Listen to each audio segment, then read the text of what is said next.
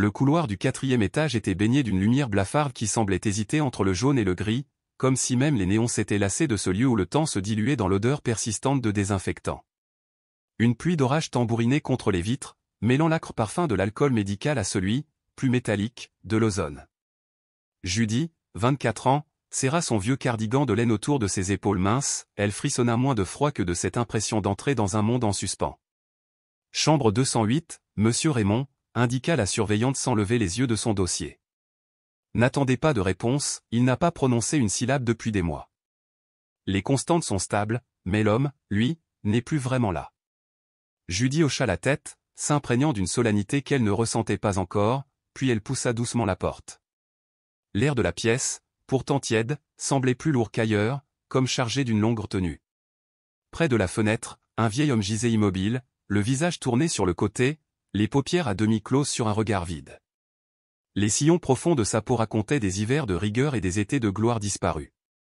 De sa respiration lente naissait un souffle si discret que seule la danse presque imperceptible du drap attestait encore qu'il vivait. Judy resta un instant muette, elle se souvenait encore du vacarme chaud des clubs où, 2 ans plus tôt, sa voix portait au-dessus des verres qui s'entrechoquaient et des conversations complices. Elle, la petite blonde d'à accent grave peine 1,55 m, emplissait alors les plafonds bas d'un velours sonore que les habitués venaient chercher comme un baume après la nuit. Mais le cancer fulgurant de son père avait avalé ses économies, son temps libre et jusqu'au lustre de ses rêves, la musique s'était retrouvée pliée et rangée dans une malle de souvenirs trop douloureux. Elle avança vers le lit, posa ses doigts sur la main glacée du patient. « Vous ne m'entendez peut-être pas » murmura-t-elle. Pourtant mon père disait que, même dans le silence, le cœur reconnaît une voix amie. Ces mots se perdirent dans le bourdonnement des machines. Sans préméditation, Judy se laissa tomber sur la chaise, inspira profondément et, d'une voix fragile d'abord, chanta « Smile », To Your Atisaching. Les notes, timides au départ, gagnèrent une chaleur insoupçonnée, comme un brasier qu'on croyait éteint et qui soudain se ranime. Elles caressèrent les recoins sombres de la chambre, voilèrent le bip monotone du moniteur et couvrirent, l'espace d'une respiration, le tonnerre lointain. À quelques pas de là, dans le couloir désert, un homme s'immobilisa. Logan Raymond, 30 et quelques années, costume taillé sur mesure, détacha une seconde son regard de la tablette où défilaient courbes et pourcentages. Il n'était revenu à la clinique qu'en passant, profitant de l'heure tardive pour signer des papiers, sans saluer qui que ce soit. Les infirmières savaient qu'il finançait sans compter les meilleures chambres, mais rares étaient celles qui osaient lui adresser plus qu'un « bonsoir », poli, on devinait chez lui un froid qui ne tolérait ni l'apitoiement ni l'intimité. Pourtant, ce soir-là, la musique filtra à travers l'entrebâillement de la porte et fendit son armure. Il s'approcha, prêt à réprimander l'intruse pour cette familiarité, puis resta muet devant le spectacle. Une jeune femme, blonde comme les blés doux, offrait à son père mourant un chant qu'il n'avait pas su lui offrir lui-même. Logan sentit sa gorge se serrer. Henri Raymond avait été, jadis, un violoniste réputé, célébré pour la pureté d'un vibrato capable de faire taire une salle entière. À la maison, la discipline se mêlait à une passion sévère. Après la mort subite de son épouse, la musique était restée, mais la tendresse s'était évaporée, laissant père et fils face à une partition qu'aucun ne savait plus déchiffrer. Aujourd'hui, un chœur étranger réintroduisait la mélodie dans cet espace de silence. Logan, dissimulé dans l'ombre, observa la jeune femme effleurer la main paternelle tandis que la dernière syllabe de « If you just smile » se dissolvait. Elle demeura un instant, cherchant peut-être un signe. N'obtenant que la placidité obstinée du malade, elle se leva, essuya furtivement une larme et quitta la pièce sans remarquer la silhouette masculine contre le chambranle. Lorsqu'elle disparut au tournant, Logan entra. L'air vibrait encore d'une chaleur inédite. Il prit la chaise où elle s'était assise, contempla le visage creusé de Henri. « Je ne sais pas qui elle est, » murmura-t-il, « mais elle t'a vu, toi, là où moi j'ai cessé de te chercher. » Un éclair zébra le ciel, la pluie répliqua en notes aiguës contre la fenêtre, comme un pizzicato obstiné rappelant qu'une musique survivait malgré tout. Logan resta plus longtemps que jamais. Il songea qu'il connaissait le prix d'un Stradivarius mais ignorait jusqu'au prénom de cette jeune femme. Un sentiment inédit, un mélange de honte et de gratitude s'installa dans son thorax. Le lendemain, Judy revint pour son service de nuit. Elle ne s'attendait pas à trouver, adossé au mur face à la chambre 208, l'homme le plus élégant qu'elle eût jamais vu en pareil endroit. « Vous êtes la chanteuse, n'est-ce pas » demanda Logan, voix basse mais ferme. Elle rougit, croyant qu'on allait la blâmer d'avoir outrepassé son rôle. Au lieu de cela, Il tendit une carte sobre où son nom apparaissait sous le logo d'un groupe financier. Votre chanson hier, elle a éclairé cette pièce comme rien d'autre. J'aimerais que vous continuiez. Pour lui. Pour vous. Devant son silence surpris, il précisa, je vous rémunérerai à la hauteur de votre don. Et, si vous le souhaitez, j'aimerais entendre votre musique dans une salle moins lugubre que cet hôpital. Ces mots, prononcés sans emphase, fissurèrent le poids qui lestait la poitrine de Judy depuis la faillite de ses rêves. Le soir même, elle chanta de nouveau. Elle choisit, Autumn Leaves, son père l'adorait. Au fil des nuits, d'autres standards suivirent, puis des berceuses françaises qu'elle avait apprises enfant, des improvisations aussi, à mi-voix, comme des confidences. Chaque fois, Logan restait derrière, parfois invisible, parfois assis au pied du lit, apportant des haut-parleurs compacts pour sublimer l'acoustique. Lentement, un changement imperceptible s'opéra, un frémissement de paupières, l'esquisse d'un soupir, puis, un vendredi à l'aube, Henri Raymond bougea les doigts, 3 pulsations hésitantes répondant à un arpège murmuré. L'équipe médicale évoqua un stimulus auditif significatif, mais Judy, elle, y entendit la première mesure d'un retour. Les jours suivants, la presse s'empara de l'histoire, une aide-soignante ranime un virtuose silencieux par la seule force de sa voix. Les caméras se pressaient, mais Logan, protecteur, veillait à ce que Judy reste maîtresse de sa narration. Il découvrit qu'elle avait abandonné ses études de chant pour cumuler des petits boulots après la mort de son père. Il décida alors d'injecter dans un projet, Fondation Résonance, les ressources nécessaires pour financer des bourses d'artistes issus de milieux modestes et des concerts thérapeutiques dédiés aux patients isolés. Judy devint l'ambassadrice de cette initiative, non par contrat mais par évidence, ses chansons franchissaient les couloirs d'autres établissements, réveillant ici un sourire, là une main qui cherche la source du son. Entre Logan et elle, un dialogue s'entama, discret mais dense. Il lui révéla ses échecs d'enfant, ses récitals où son père soulignait chaque fausse note d'un regard qui valait plus que tous les reproches. Elle lui confia la peur de sa propre voix depuis qu'elle l'avait sacrifiée à la nécessité. Ensemble, ils arpentaient des souvenirs qui, soudain, trouvaient une résonance commune. Le fossé des classes sociales se réduisait à mesure qu'ils reconnaissaient leurs fragilités respectives, la musique, troisième personnage invisible, tissait entre eux une harmonie d'autant plus forte qu'elle demeurait inexprimée. Au bout de 6 semaines, Henri Raymond ouvrit réellement les yeux. Ce ne fut pas un miracle tonitruant, mais une lente remontée à la surface, un clignement conscient, puis le mouvement hésitant de ses lèvres suivant le tracé d'une mélodie. Le jour où Judy interpréta avec un quatuor à cordes, What a Wonderful World, le vieil homme, d'une voix rauque, souffla l'ultime mot, World. Logan, bouleversé, agrippa la coudoir sans parvenir à retenir ses larmes. Son père, fragile mais alerte, serra sa main de quelques grammes de force retrouvée. Dans ce contact tremblant, tout un passé se mit à vibrer, les stades remplis, les coulisses solitaires, l'enfant laissé dans l'ombre d'un génie trop exigeant. 2 mois plus tard, un concert intimiste fut organisé dans l'auditorium Saint-Julien. Sur scène, un piano laqué noir, une contrebasse, un saxophone doux, et au centre, Judy, robe bleu nuit qui rappelait les ciels orageux où tout avait commencé. La salle, comble, retenait son souffle. Au premier rang, Logan soutenait le regard clair de son père assis dans un fauteuil roulant, un plaid sur les genoux. Quand les premières mesures de « Smile » s'élevèrent, Henri Raymond leva lentement la main, il ne tenait plus son violon, mais dirigeait invisible la ligne de chant, comme un chef qui modèle l'air. Judy, émue, modula chaque note pour lui offrir un écrin de douceur. Lorsqu'elle conclut sur « If You Just Smile », l'auditorium plongea dans un silence vibrant, suspendu entre les battements d'un cœur collectif. Puis la clameur monta, longue, salutaire, une ovation qui n'applaudissait pas seulement une performance, mais aussi la promesse que, même dans la nuit la plus dense, une voix peut rallumer la lumière. Ce soir-là, les projecteurs fixaient Judy, mais elle cherchait déjà plus loin, dans la pénombre, elle devinait le scintillement humide des yeux de Logan et, derrière eux, la silhouette frêle d'Henri qui, pour la première fois depuis des années, souriait sans effort. Sa vie venait de basculer, certes, elle enregistrerait bientôt un album produit par le label que Logan avait acquis dans l'enthousiasme. Pourtant, le véritable bouleversement n'était ni la promesse d'une carrière ni le confort matériel retrouvé, c'était cette conviction nouvelle que chaque chanson, lorsqu'elle trouve l'oreille prête à l'accueillir, peut guérir une part du monde. Dans un coin discret de la scène, un micro restait ouvert, témoin de l'écho destiné à se propager bien au-delà des murs. Judy s'approcha, effleura la grille métalliquée, d'une voix que plus rien n'entravait, adressa au public, mais aussi à tous ceux qui, ailleurs, se croit prisonnier du silence, n'oubliez jamais qu'une simple mélodie, murmurée avec sincérité, peut renverser les murailles les plus épaisses. Chantez, jouez, écoutez, et surtout, souriez. Le monde en a besoin.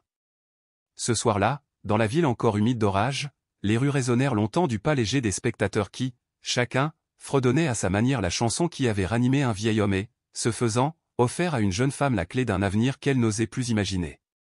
On l'appelait le Velvet Moon. Un petit bar feutré où les habitués arrivaient bien avant l'heure, juste pour être assis au plus près de la scène. Ce n'était pas un lieu de célébrité, mais un havre d'authenticité. Judy n'avait jamais rêvé de gloire. Elle voulait seulement chanter des chansons qui touchaient l'âme, qui disaient quelque chose de vrai. Pendant un temps, cela lui suffisait. Puis Darren est arrivé. Il était charmant, plus âgé, et semblait tout connaître du métier. Ou du moins, c'est ce qu'il prétendait. Il devint son manager, son compagnon, son univers tout entier. Il lui promettait des dates, des enregistrements, un avenir scintillant. Elle y crut, jusqu'à ce soir où il disparut. Elle rentra chez elle et trouva l'appartement vide. Pas de valise, pas de mots. Seulement son compte bancaire vidé et sa guitare envolée. Tout ce qu'elle avait économisé s'était évaporé. Son monde s'effondra dans un silence brutal. Plus de musique. Plus de scènes. Rien que des questions sans réponse et un loyer en retard. Elle disparut de la scène comme une mélodie interrompue, suspendue à jamais. Le métier d'aide-soignante n'avait jamais été un projet de vie. C'était juste un moyen désespéré de survivre. Une voisine travaillait pour une agence d'intérim et lui trouva un petit job dans une unité de soins palliatifs. Une semaine devint 2, puis des mois. Elle ne parlait pas de son passé et personne ne lui posait de questions. En blouse et queue de cheval, elle n'était qu'une fille discrète de plus à faire le sale boulot que personne ne voulait vraiment faire. Elle ne chanta plus. Jusqu'à ce qu'elle rencontre Monsieur Raymond. Quelque chose dans la façon dont il restait là, immobile et seul, lui rappela son père. Lui aussi était mort dans une chambre d'hôpital pareille. Lumière fluorescente, odeur d'antiseptique, et le bip régulier d'un moniteur cardiaque. Elle n'avait pas eu le temps de lui dire adieu. Cette image ne l'avait jamais quittée. Alors quand elle entra pour la première fois dans la chambre 208 et vit Monsieur Raymond, une étincelle oubliée s'éveilla en elle. Il semblait déjà ailleurs, comme un homme emporté par la mer, dérivant lentement hors d'atteinte. Et sans réfléchir, elle se mit à chanter, souris, même si ton cœur est brisé. Ce n'était pas une performance. Pas un spectacle. Sa voix tremblait un peu, douce et fragile, mais chaque note venait de cette partie profonde d'elle qu'elle croyait morte. Elle ne chantait pas pour être applaudie. Elle chantait pour lui. Pour combler le vide, pour tendre la main à travers l'obscurité et dire « Tu n'es pas seul ». Quand la chanson s'acheva, elle ne s'attendait à aucune réaction. Et elle n'en eut aucune. Pourtant, pour la première fois depuis des années, elle sentit que sa voix avait à nouveau un sens. Elle reprit son service, silencieuse, mais étrangement allégée. Comme si, en offrant un fragment de beauté à un endroit oublié par la lumière, elle avait retrouvé un bout d'elle-même. Ce que Judy ignorait, c'est qu'elle n'était pas seule. Quelqu'un d'autre l'avait entendue. Quelqu'un qui n'oublierait jamais. Logan Raymond avait 33 ans et, sur le papier, il avait tout, PDG d'une entreprise technologique en pleine croissance, un pantouf surplombant la ville, des costumes sur mesure, et un agenda rempli jusqu'à la fin de l'année. C'était un homme de bulles et poings et de poignées de main fermes. Un homme qui ne pleurait jamais, pas même à l'enterrement de sa propre mère. Il avait bâti des murs si hauts qu'il en avait oublié ce qu'il cherchait à fuir. Dans son enfance, son monde était rempli de musique, mais vide de chaleur. Son père, Henri Raymond, était un violoniste de renommée mondiale, salué sur toutes les scènes d'Europe. Tandis que les autres enfants allaient au foot avec leur père, Logan restait seul à la maison, entouré de partitions et de silence. Sa mère avait essayé de combler le vide. Elle lui chantait des berceuses, lui apprenait à fredonner les mélodies que son père composait, et lui murmurait « Il t'aime, il ne sait juste pas comment le montrer ». Mais quand elle mourut d'un AVC foudroyant, Logan n'avait que 12 ans. Et le fil ténu qui le reliait à son père se rompit définitivement. Henri revint de tournée 2 jours après l'enterrement. Logan ne lui pardonna jamais. Les années passèrent et les mots devinrent rares. Puis ils cessèrent complètement. Le silence devint leur seule langue commune. Lorsqu'Henri s'effondra à son tour, victime d'un AVC un an plus tôt, Logan prit tout en charge, l'hôpital privé, les démarches, l'établissement de soins de luxe. Mais il n'entra jamais dans la chambre. Pas une seule fois. Il se disait qu'il n'y avait plus rien à dire. Jusqu'à ce soir-là. Alors qu'il passait devant la chambre 208, une voix l'arrêta net. Une voix douce, féminine, à peine audible à travers la porte entr'ouverte. Il ne vit qu'une mèche blonde, un profil discret. Mais ce n'était pas son visage qui le bouleversa. C'était la chanson. Souris, même si ton cœur est brisé. Le morceau préféré de sa mère. Celui qu'elle lui chantait pour l'endormir. Celui que son père avait joué une seule fois, la veille de sa dernière tournée. Logan n'avait pas entendu cette chanson depuis plus de 20 ans. Mais ce soir-là, dans le silence d'un couloir d'hôpital, ces mots, portés par cette voix sincère, firent voler en éclats ce qu'il pensait avoir enterré. Il resta là, figé, longtemps après la fin de la chanson. Devant cette porte qu'il n'avait jamais eu le courage de pousser. Cette nuit-là, il ne dormit pas. Le lendemain, il revint. Toujours sans entrer. Il resta là, main dans les poches de son manteau, écoutant la voix de Judy, sans qu'elle sache qu'elle avait un auditeur. Elle chantait comme la veille, doucement, sans prétention, mais avec cette tendresse rare que seule la douleur peut engendrer. Et pour la première fois depuis 10 ans, Logan se permit de ressentir. Le chagrin. La honte. La culpabilité. Et peut-être, en filigrane, une lueur d'espoir. Car parfois, une simple chanson peut guérir ce que les années ont brisé. Parfois, la voix d'une inconnue peut réveiller ce que l'on croyait perdu à jamais. Et parfois, dans une chambre silencieuse d'hôpital, deux âmes abîmées peuvent se rencontrer, sans même se voir. Et dans cette infime étincelle, une chose s'était rallumée. Quelque chose qu'il avait enfoui depuis si longtemps qu'il ne savait plus le nommer. Peut-être l'espoir. L'espoir que tout n'était pas totalement perdu entre lui et son père. Le soir suivant, Logan revint à l'établissement de soins. Il apporta une chaise, dénichée au bout du couloir, et s'assit devant la porte de la chambre 208. Il ne dit pas un mot. Il n'avait pas besoin de parler. Il écoutait. Écoutait la voix. Écoutait le silence. Écoutait le battement régulier de son propre cœur. Et lorsque Judy entonna Smile Again, ses paupières se fermèrent. Dans cet instant suspendu, il crut entendre un violon. Il crut entendre le rire cristallin de sa mère. Il crut ressentir quelque chose fondre à l'intérieur de lui, dans ce coin glacé qu'il avait autrefois appelé son cœur. Et pour la toute première fois de sa vie d'adulte, Logan resta. Durant la semaine qui suivit, chaque soir à 21h précise, Logan revenait. Il ne franchissait jamais le seuil de la chambre. Il restait à quelques pas, adossé au mur, les bras croisés, les yeux clos.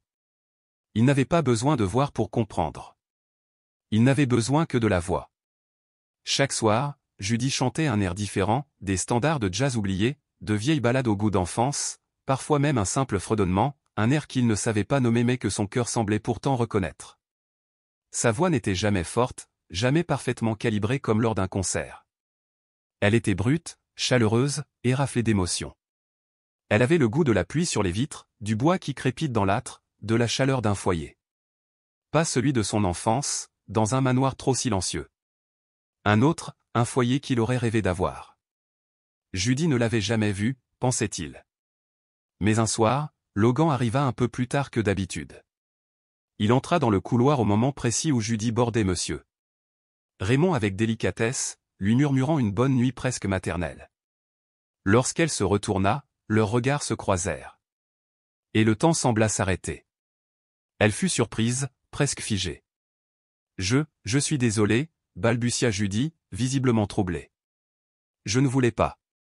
Est-ce que je chantais trop fort? Logan secoua doucement la tête. Non, pas du tout. Elle repoussa une mèche rebelle derrière son oreille, les gestes maladroits. C'est après les heures de visite. D'habitude, je ne chante pas si tard. Il la fixa un moment, puis dit à voix basse. Ne vous arrêtez pas. Elle plissa les yeux, confuse. Ne vous arrêtez pas de chanter, précisa-t-il. Votre voix, elle le ramène. Les traits de Judy se détendirent légèrement, ses épaules cessèrent de trembler. Je ne suis pas sûr qu'il m'entende vraiment. Il vous entend, répondit Logan avec assurance. Peut-être même plus qu'on ne le croit. Un court silence suivit. Je vous ai vu, dit-elle alors timidement. Presque tous les soirs. Juste là, près de la porte. Logan esquissa un sourire en coin. Oui, c'est moi. L'homme mystérieux qui rôde sans dire un mot. Elle rit doucement, à peine un souffle. Logan, se présenta-t-il. Je sais, répondit-elle avant de rougir. Les infirmières, elles parlent. Évidemment, dit-il dans un sourire amusé. Et vous, c'est Judy, continua-t-il. Enchanté, officiellement. Ils restèrent là, debout dans le couloir, un peu plus longtemps que prévu, comme deux âmes qui s'étaient longtemps cherchées sans se trouver. Seuls les bips des machines brisaient le silence. Vous chantiez professionnellement, n'est-ce pas, demanda-t-il soudain. Judy parut surprise. Comment avez-vous deviné? Votre voix, dit-il simplement. Elle hésita un instant. Il y a quelques années. Des bars, des clubs, des petites scènes. Pourquoi avez-vous arrêté? Elle baissa les yeux. La vie, les trahisons, les factures, ce genre de choses. Il ne la força pas à en dire davantage. Son regard dériva vers la porte de la chambre. Mon père jouait du violon, dit Logan. Professionnellement. Il voyageait tout le temps. Petit, je croyais qu'il aimait sa musique plus qu'il ne m'aimait moi. Judy l'écouta en silence. Après la mort de ma mère, poursuivit-il, on ne parlait plus. On vivait côte à côte, mais dans des mondes séparés. J'ai construit ma vie sans lui. C'était plus simple. Elle hocha lentement la tête. Mais vous êtes là, maintenant. Je ne l'étais pas. Jusqu'à ce que vous chantiez. Le souffle de Judy s'arrêta une seconde. Il y avait dans ses paroles une douceur désarmante, exempte de toute façade. J'aimerais essayer quelque chose, dit-il. Quelque chose d'un peu fou. Je vous écoute, répondit-elle, intriguée. J'aimerais que vous m'appreniez une chanson. Une de celles que vous lui chantez. Elle le regarda, surprise. Vous voulez que je vous apprenne à chanter? Pourquoi pas, dit-il avec un sourire. Vous avez réveillé quelque chose en lui. Peut-être que si c'est moi qui chante, peut-être qu'il se souviendra. Judy le fixa, longtemps, puis un sourire timide éclaira ses traits. Très bien.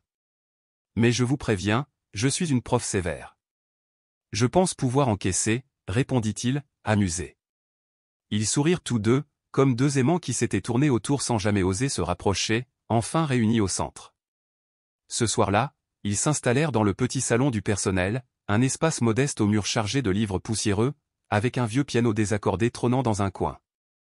Judy fredonna les premières notes de Smile Again, puis lui expliqua les paroles, ligne par ligne. Logan tenta de suivre. Sa voix était maladroite, hésitante, fausse parfois. Mais au fil des notes, quelque chose s'ouvrit, une brèche infime dans la barrière qu'il avait construite autour de lui depuis si longtemps. Et pour la première fois depuis des années, Logan Raymond ne se sentit plus comme un visiteur. Il se sentit fils. Il se sentit présent. Il se sentit revenir vers son père, note après note. Judy n'avait pas prévu que ces leçons deviendraient un rituel. Pourtant, chaque mardi et jeudi soir, après la fin de son service, Logan se présentait. Parfois un peu en avance. Toujours un peu nerveux. Et il se retrouvait dans la salle commune de l'établissement, un endroit simple, chaleureux, où le passé n'était plus un poids, mais un tremplin. Un monde nouveau se dessinait en silence. Un monde où les chansons devenaient des ponts.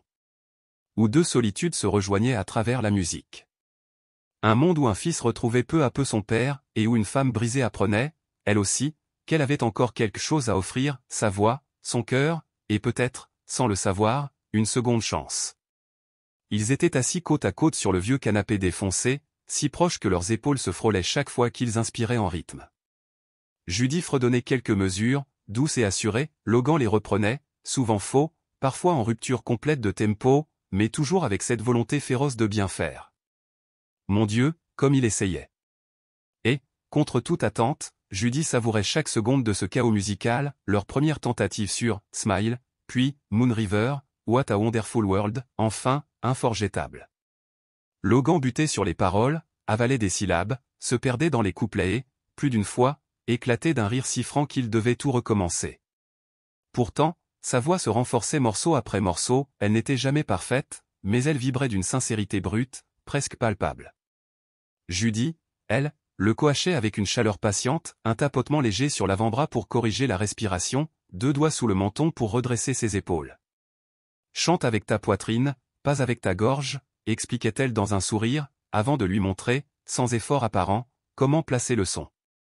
Tu fais ça trop facilement, maugréait-il, éberlué par sa maîtrise.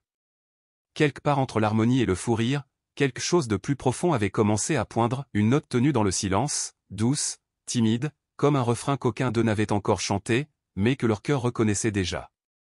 Logan, soudain, se mit à arriver chaque soir avec des plats faits maison, une soupe de poulet qui fumait encore, puis un gratin de lasagne fondante, et même, une fois, une tentative audacieuse de risotto au potimarron, le plat préféré de Judy. « Comment as-tu su » demanda-t-elle, les yeux brillants. « Tu l'as mentionné devant le distributeur, il y a 3 semaines, répondit-il sans détour. Elle cligna des paupières, étonnée. Tu t'en souviens? Je me souviens de tout ce que tu dis.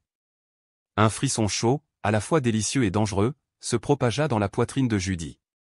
Entre 2 répétitions, Logan se mit également à l'aider en coulisses, il sortait les sacs de linge sale trop lourds, changeait les bonbonnes d'eau, frottait chaque tache récalcitrante sur le linoléum du couloir.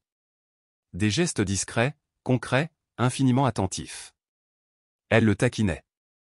Tu sais que tu es l'héritier d'un empire, n'est-ce pas? Personne ne te demande de récurer le sol. Il haussait les épaules, un demi-sourire aux lèvres. Peut-être que je veux mériter quelque chose de mieux. Un soir, après une séance particulièrement exigeante, Logan se présenta avec une boîte volumineuse. Qu'est-ce que c'est, fit Judy, un sourcil levé. Il posa le paquet avec précaution et souleva le couvercle, un micro vintage restauré, argenté, miroitant sous la lumière, niché dans un velours couleur nuit. Judy poussa un souffle incrédule. Je t'ai vu t'arrêter devant un modèle identique, dit-il. Dans cette brocante, en ville. Tu as effleuré la vitrine, sans prononcer un mot. Elle caressa le métal froid, presque religieusement. Je n'en ai parlé qu'une fois. C'était suffisant, répliqua-t-il. Sa gorge se serra. Logan, je ne peux pas accepter. Tu l'as déjà accepté, répondit-il avec douceur. Et puis, je ne l'ai pas acheté que pour toi. Comment ça? Je l'ai acheté pour nous. Pour que nous chantions ensemble. Le lendemain, Judy profita d'un créneau rare pour organiser un petit concert improvisé dans la salle commune de l'établissement. Un rêve qu'elle gardait au fond d'elle depuis des mois sans oser le réaliser. Logan insista pour y participer. Ils se tinrent côte à côte devant un demi-cercle de fauteuils roulants et de déambulateurs. Le micro flambant neuf trônait entre eux, tel un phare. Judy portait une robe marine simple, ses cheveux enfin libres ondulant sur ses épaules. Logan, guitare en bandoulière, avait glissé dans sa poche arrière une feuille de paroles soigneusement pliée. Ils commencèrent par « You are my sunshine ». Les résidents joignirent des applaudissements timides, des sourires éclorent comme des bourgeons après un hiver trop long. La voix de Judy s'éleva, pure et lumineuse, mais ce fut l'harmonie fragile de Logan rugueuse, imparfaite et pourtant vibrant de vérité qui captura l'instant. Ils enchaînèrent avec « Can't help falling in love », puis, à la demande générale, revinrent à « Smile ». Lorsque la dernière note disparut, l'applaudissement fut feutré mais chargé d'une émotion si dense que l'air parut trembler. Des pensionnaires plus âgés s'essuyèrent les yeux, une dame se pencha vers sa voisine et murmura « Ce garçon est amoureux d'elle, ça se voit ». Judy se tourna vers Logan, les joues rosies. Il la contemplait d'un regard qu'il n'avait jamais offert à personne, pas même à son père. « Tu sais, dit-il, la voix basse, confidentielle, ta voix n'a pas seulement atteint mon père. Elle plongea dans son regard, le souffle court. Elle m'a atteint moi aussi. Elle répare quelque chose que je ne savais même pas briser. » Judy ne répondit pas, elle n'en avait pas besoin. Elle chercha simplement la main de Logan. Et, dans cette minute suspendue sous le halo cruel des néons, entourée de souvenirs fragiles et de grand-mères attendries, quelque chose de radicalement neuf vit le jour. Ce n'était ni un numéro de scène, ni une idylle tapageuse, c'était un lien si authentique, si patiemment tissé, qu'il chantait plus fort que n'importe quelle ovation. Puis la nouvelle tomba, brutale, comme un coup frappé à la porte qu'on n'ose jamais ouvrir. Logan venait de recevoir une offre, un poste exécutif de longue durée en Suisse, en tête d'un ambitieux projet de fusion. 3 ans minimum, peut-être davantage. C'était le genre d'opportunité dont on bâtit des carrières, l'offre qu'aucune personne de son monde ne refuserait jamais. Lorsqu'il l'annonça à Judy, elle sourit doucement, luttant pour paraître fière. C'est formidable, Logan. Tu le mérites tant. Mais lui la scrutait, les sourcils froncés, comme si chaque nuance de sa voix comptait plus que l'avenir glorieux qu'on lui abreuvait. Le soir même, il l'attendit devant la porte vitrée de l'aile sud, un bouquet de pivoines blanches dans les bras, les fleurs qu'elle préférait, parce qu'elles s'ouvrent lentement, comme si elles avaient besoin de temps pour croire à la lumière. Je n'ai pas dit oui, murmura-t-il, presque en guise d'excuse. Pas encore.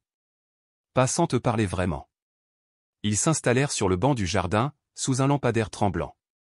L'air embaumait la terre humide et la résine des cèdres. Tu devrais accepter, dit-elle finalement. Et t'abandonner ? Judy secoua la tête, des mèches blondes vinrent fouetter ses joues. Je ne suis pas un projet que tu peux mettre entre parenthèses. Les résidents, leurs chansons, ton père tu as commencé quelque chose ici. Mais ta vie est vaste. Logan serra les pivoines, leurs pétales craquant presque sous la tension. Ma vie est vaste, oui, mais elle résonne différemment depuis que tu y chantes. Elle sentit son cœur battre à en rompre. Pourtant elle maintint le cap. Va en Suisse, Logan. Montre-leur cette force que j'ai vue se réveiller chaque soir sur notre canapé.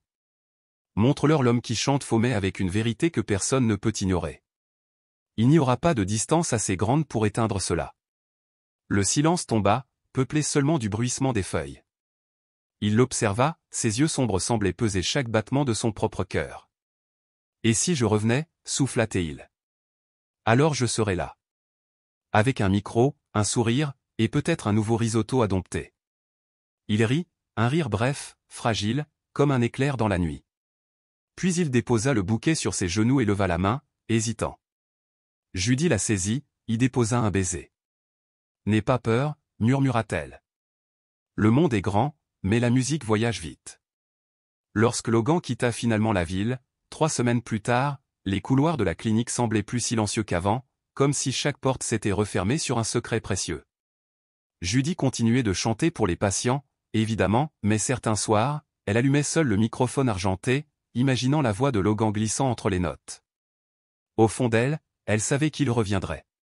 Pas par obligation, ni pour achever une chanson inachevée, mais parce que, quelque part entre un sourire hésitant et un vieux canapé, ils avaient trouvé un chez eux que des milliers de kilomètres ne pourraient ternir. Elle se rappelait alors une phrase qu'il lui avait confiée, un soir où ils accordaient la guitare, peut-être que les plus belles mélodies ne sont pas celles qu'on chante sans faute, mais celles qui portent nos fissures comme autant d'éclats de lumière.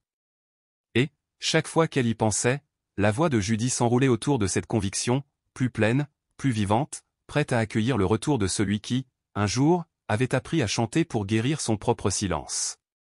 Elle aurait pu exprimer tant de choses. La déception, la tristesse, peut-être même la colère. Mais Judy ne lui offrit rien de tout cela. Juste la grâce. Une douceur silencieuse. Je n'ai pas encore dit oui, osa murmurer Logan. Ils étaient assis dans leur petit café habituel, celui où ils se retrouvaient toujours après la fin de son service. Judy, les yeux baissés, pliait doucement une serviette en tissu entre ses mains, comme pour apaiser ce qu'elle ne disait pas à voix haute. Tu devrais, répondit-elle doucement. C'est ton rêve. Il hésita. Et, nous alors ? Elle lui adressa un sourire doux, mais traversé d'une tristesse qu'elle ne chercha pas à cacher. Nous avons toujours vécu sur du temps emprunté, pas vrai ? Il voulut protester, affirmer que non, qu'ils étaient bien plus qu'un simple moment fugace. Mais sa voix elle était si calme, si pleine d'une certitude qu'il ne pouvait réfuter. Les mots se figèrent sur ses lèvres. Le lendemain, Logan fit ses valises. Il laissa la plupart de ses affaires dans un garde-meuble, n'emportant avec lui que l'essentiel. Avant son vol, il se programma une dernière halte. Un dernier passage au centre de soins. Il y arriva en fin de journée. Les couloirs baignaient dans une lumière douce, presque tamisée. Quelques infirmières passaient silencieusement d'une chambre à l'autre. Il ne demanda pas à voir Judy. Il ne voulait pas qu'elle le voie dans cet état, déchiré, hésitant, douloureusement conscient que son cœur battait encore au rythme de sa voix. Il entra dans la chambre 208. Son père était là, comme toujours. Inerte. Les yeux clos. Le corps figé dans un sommeil sans rêve. Seuls les moniteurs apportaient une preuve de vie, avec leur petit bip régulier. Logan s'approcha en silence et tira une chaise. De la poche intérieure de son manteau, il sortit une feuille froissée, couverte d'annotations au stylo. Les paroles d'une chanson, celle que Judy avait corrigée, ligne après ligne, durant leur séance. Elle lui avait dit un jour, tu ne la chanteras jamais parfaitement avec ta voix. Mais avec ton cœur, un jour, tu toucheras juste. Il prit une profonde inspiration. Puis il commença à chanter. Smile, to your attissaching. Sa voix se brisa dès la deuxième ligne. Mais il continua. Smile, even to it's breaking. La chambre semblait soudain plus lourde, comme chargée de souvenirs oubliés, de silences anciens, d'émotions enfouies. Il chanta lentement, prudemment, posant chaque mot comme une offrande. Il ne s'attendait pas à une réponse.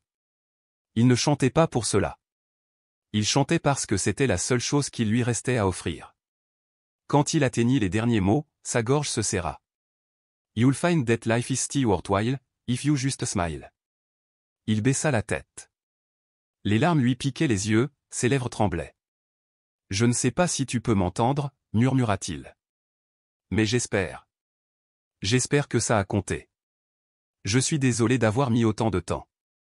Aucune réponse. Pas un mouvement. Pas un soupir. Juste le silence, toujours. Logan resta assis un instant, puis se leva, lentement. Il effleura du bout des doigts la couverture du lit. Adieu, papa. Il se retourna et marcha vers la porte, les épaules lourdes du poids de tout ce qu'il n'avait jamais dit. Mais derrière lui, dans la chambre silencieuse, les paupières de Henri Raymond frémirent. Puis s'ouvrirent lentement. Il fixa le plafond. Ses lèvres bougèrent, presque imperceptibles, desséchées, fragiles. Logan.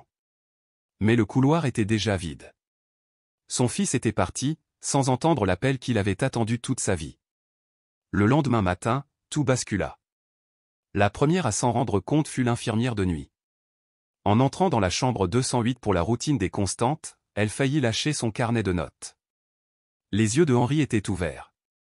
Vifs. Lucides. Il suivait chacun de ses gestes. Elle appela aussitôt le médecin de garde qui arriva en trombe avec une équipe. Tension, réflexe pupillaire, motricité, tous les signes indiquaient un retour. Pas encore une pleine conscience. Mais une présence. Une étincelle dans un esprit longtemps fermé. Et puis, distinctement, il murmura un mot. Logan. De l'autre côté du bâtiment, Judy entendit la nouvelle.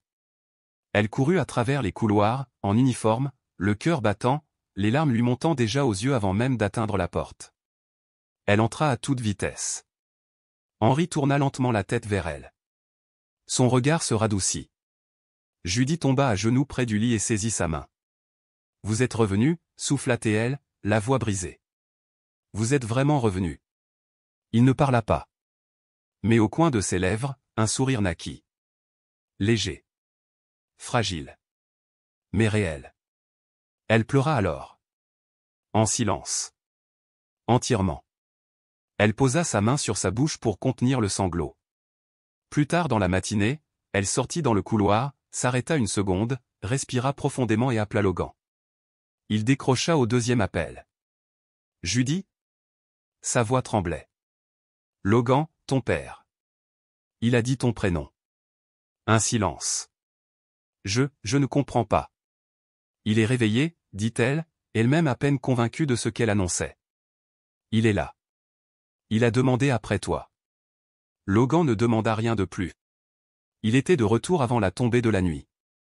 Il annula toutes ses réunions, laissa le contrat sans signature, invoqua une urgence familiale, et tourna le dos à un accord à plusieurs millions sans l'ombre d'une hésitation. Judy l'attendait dans le hall. Il avait changé. Son visage était marqué par le vol de nuit, ses yeux embués d'espoir et de peur. Elle s'approcha sans savoir quoi dire. Mais il la prit dans ses bras avant qu'elle puisse prononcer un mot. Il la serra fort, comme un naufragé retrouvant la rive. « Où est-il » demanda-t-il. Elle le guida jusqu'à la chambre 208. Henri était installé en position semi-assise, soutenu par des oreillers.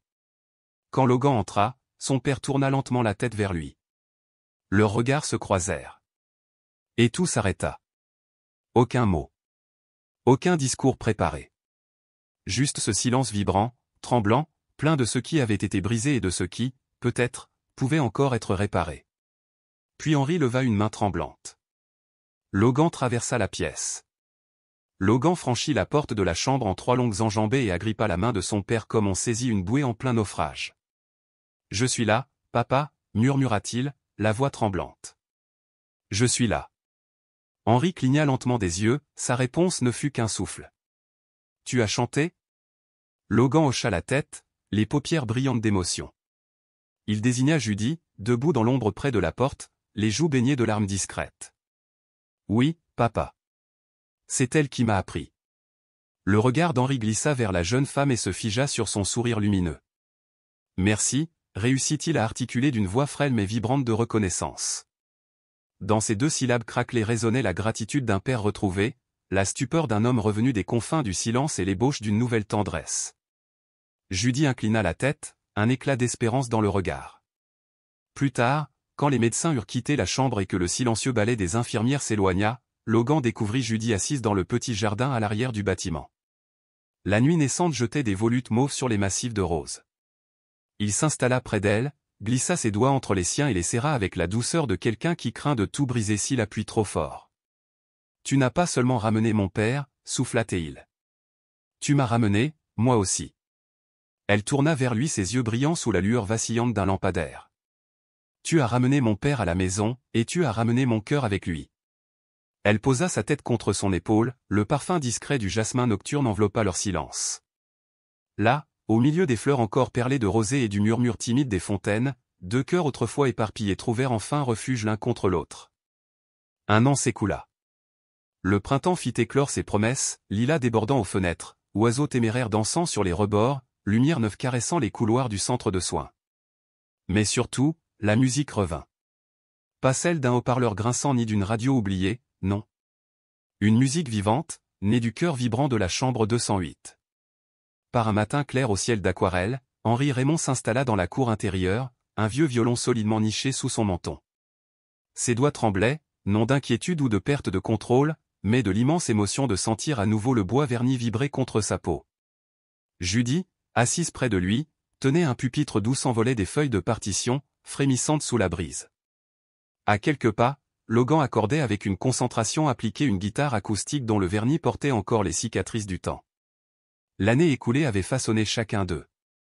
Henri, grâce à la kinésithérapie, à l'entraînement quotidien et à l'inexplicable magie du lien humain, avait réappris les gestes, les notes, le sourire, et surtout ces 3 mots simples, « je t'aime ». Logan avait quitté les tours de verre et les fuseaux horaires distants, il travaillait désormais à distance, consultant pour des projets qui laissaient place aux étreintes du soir, aux repas partagés, aux promenades en silence avec son père. Judy, elle, avait retrouvé sa voix.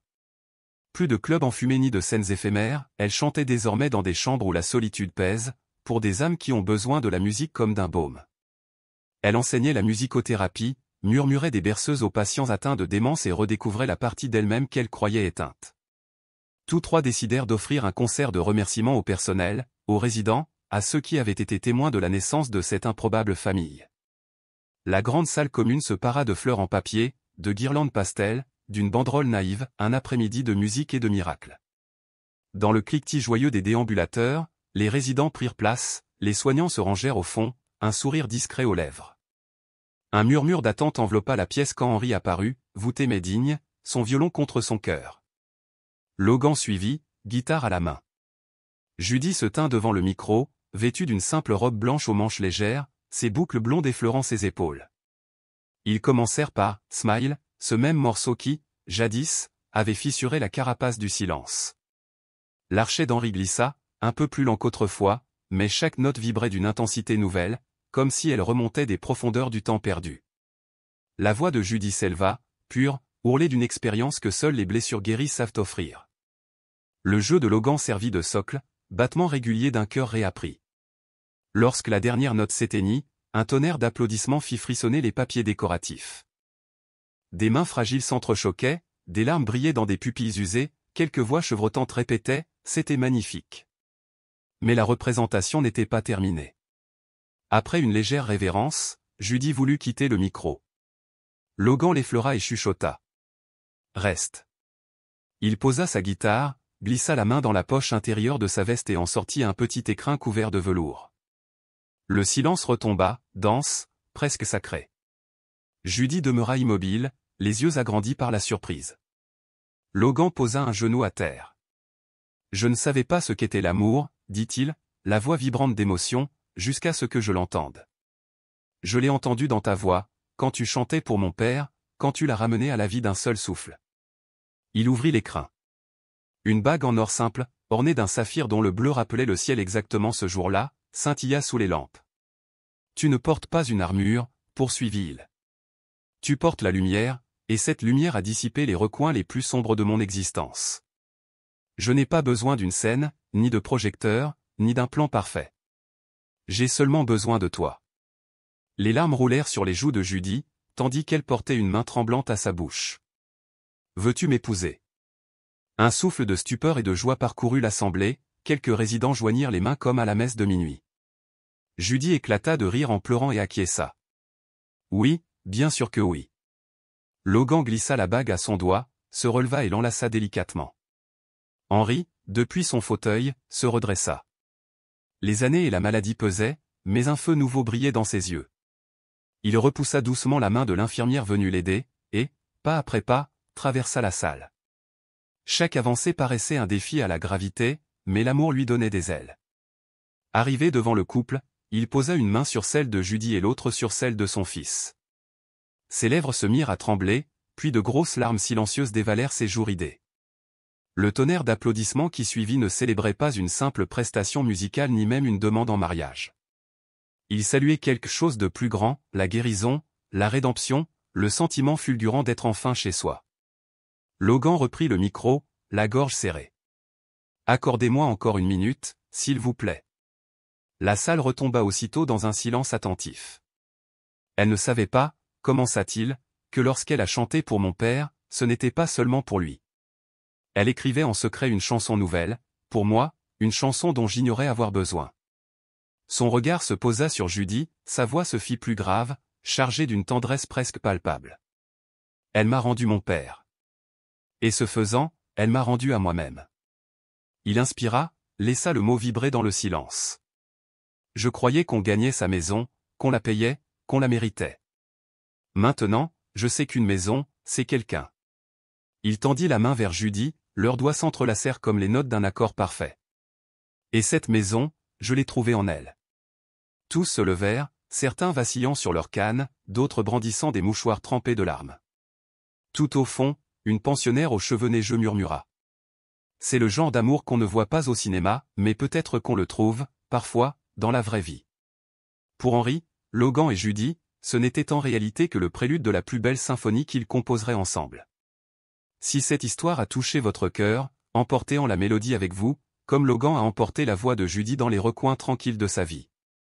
Chez Histoires qui réveillent l'âme, nous croyons à la force douce de l'amour, de la guérison, des secondes chances. Car il suffit d'une chanson, d'un geste, d'un prénom murmuré pour tout transformer. Abonnez-vous, cliquez sur la cloche, partagez cette lumière autour de vous. Et souvenez-vous, un foyer n'est pas un lieu. C'est quelqu'un qui chante votre nom lorsque vous avez oublié les paroles.